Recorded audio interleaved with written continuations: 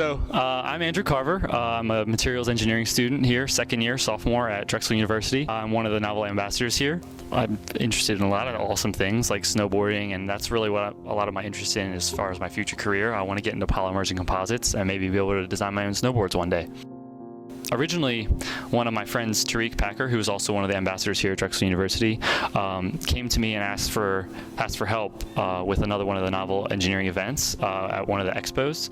So I came and helped him, and it was really, it was kind of an interesting experience because as an outsider, I had never used Knovel before that day, and when I found out that we had a subscription to it here at Drexel, it was kind of a shock to me, honestly, because I didn't even know a resource like that was available.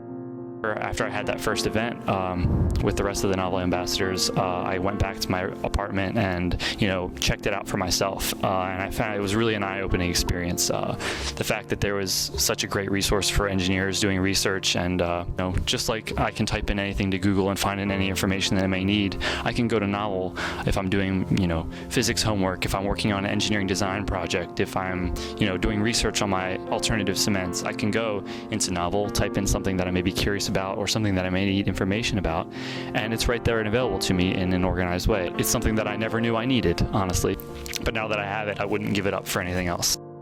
So as far as the uses for Knovel, I know that when I first started using it, I just kind of used it as a way to explore my personal interests in the engineering field, science field, what have you. That was kind of my experimentation phase, trying to figure out how the program worked, what sort of information was on there, how reliable of a source this would be. And when I started finding results for everything that I was putting into it, became really kind of everything sort of branched off, and I started finding different things that I was interested in, just searching random topics that were curious for me. But after that, once I started taking more classes, I started to be able to use it as kind of like a supplement for doing my homework problems. I'd be able to look up different formulas and look up different equations that help me solve some of the problems of my homeworks in physics and chemistry and different things like that.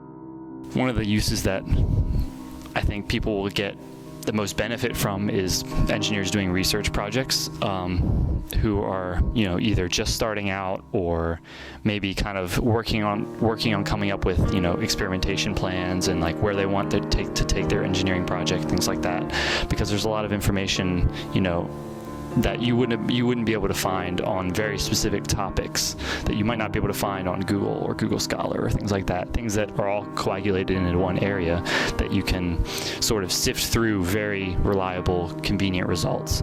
And I think that that's something that will greatly benefit engineers now, and it's definitely helping me out a lot with my research. So I think getting the word out and just getting people to start using it is going to be a tough task, but I think once people start to realize the benefits, that the rewards will start to come.